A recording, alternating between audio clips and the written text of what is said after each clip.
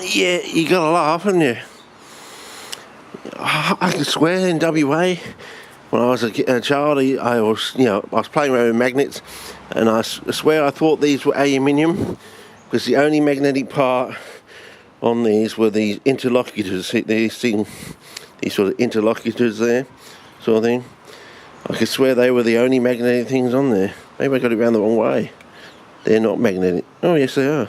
Yes, they are really quite magnetic there. But these tracks, if I remember rightly, when I was in WA, this going back nearly 50 years now, were non-magnetic, so I thought they were aluminium. Whether they've changed them over the years, I don't know, but definitely we can't use those, and that's the problem.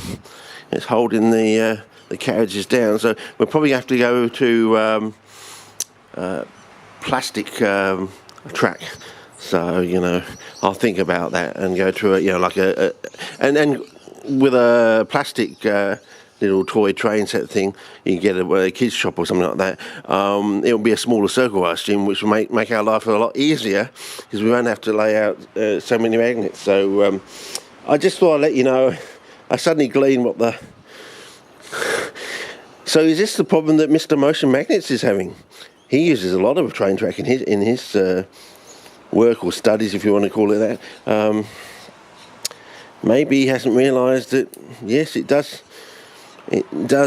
play a part. It is a bit of a problem. So anyway, so maybe Mr. Motion Magnets should go over using plastic track, which, if you can just sort of, well, he's got an excuse now. He can put on the front of one of his videos. The reason I'm using these kids' plastic tracks is because, and he'll show you this, and he'll say this is.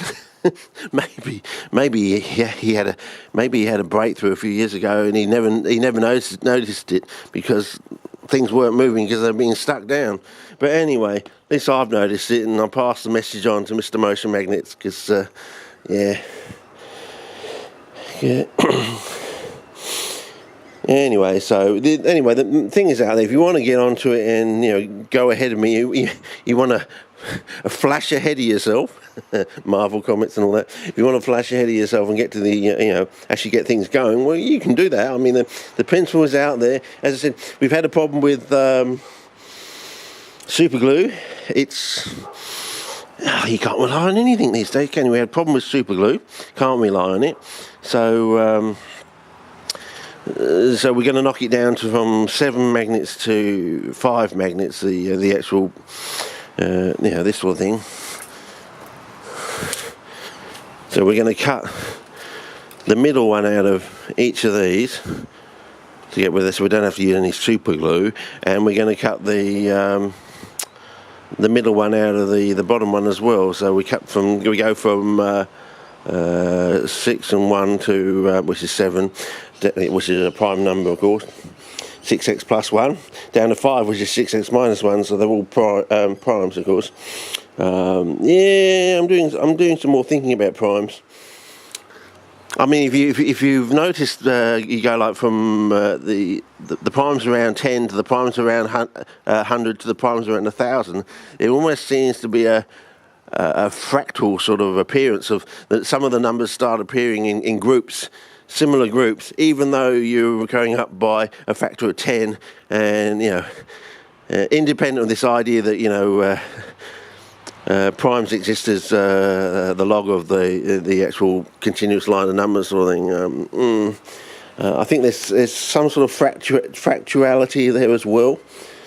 So you might want to think about that and try and sort that out. But if you go to your first 1,000 prime numbers, you notice around 10 and around 100 and around 1,000, and I think my book goes up to 10,000, and around 10,000, they all start appearing very similarly, which is strange when you think about it.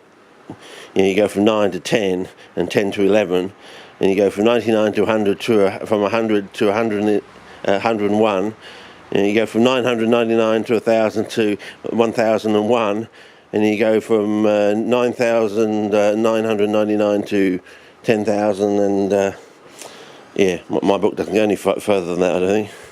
But you might want to look at the synchronicities of the prime numbers around those zones, and try and relate them back to 6x plus 1 and 6x minus 1. Why does that occur?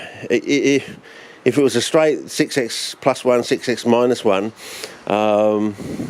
is it somehow it's compensation for the fact you get what you think are going to be prime numbers drop out, and therefore it's a bit like differentiation. You get this constant, you knock out a constant, you get this C and it disappears sort of thing. Maybe that's a reappearance of the constant sort of thing later on. Do you understand? So as you're losing prime numbers, it turns up in this sort of regular fashion. That loss of the constant is then transferred all the way down the line, but only in these zones sort of thing, which is very strange. But anyway, you might want to think about that. So look it up, see if it's right, blah, blah, blah. Round 10, round 100, round 1,000, round 10,000, and so on and so forth, up the line and compare it to 6x plus 1, 6x minus 1. You know, why does 25 fall out, blah, blah, because it's 5 times 5, it's x times x squared, basically. You know, all the x squares will drop out, of course, and blah, blah, blah, so on and so forth. So,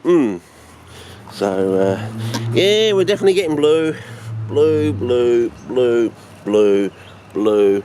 So, yeah, and we're getting some red organism going green above blue. So we might end up with blue roots. Blue roots, green plant, red traps, I don't know. I really would like a nice blue plant with red traps. Yeah, anyway. Okay, over and out. See ya.